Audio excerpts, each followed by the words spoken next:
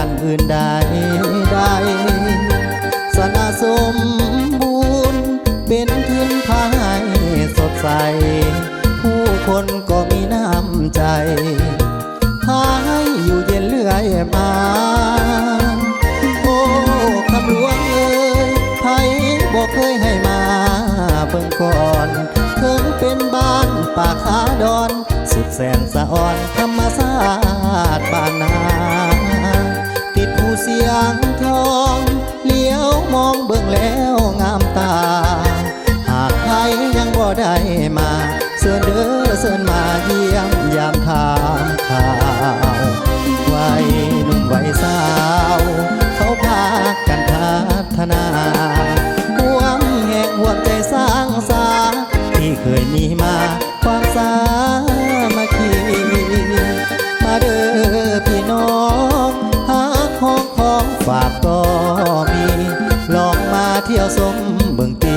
ว่าคำหลวงนี้มีดีจริงบ่โอ้คำหลวงนี้ยังมีน้ำลินไหลหลั่งประเพณีของก็ยังฟังอยู่ในใจเรื่อยมานับหลายห้อยปีประเพณีสืบทอดกันมา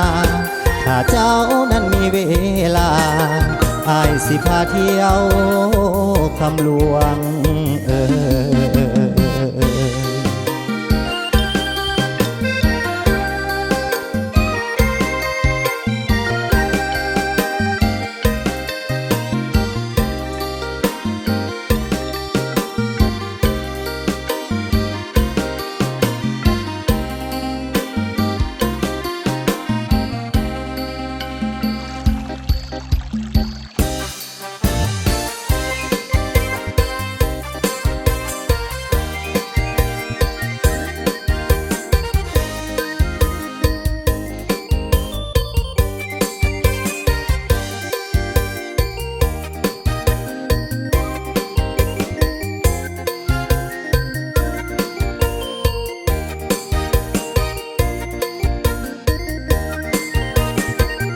วัยหนุ่มวัยสา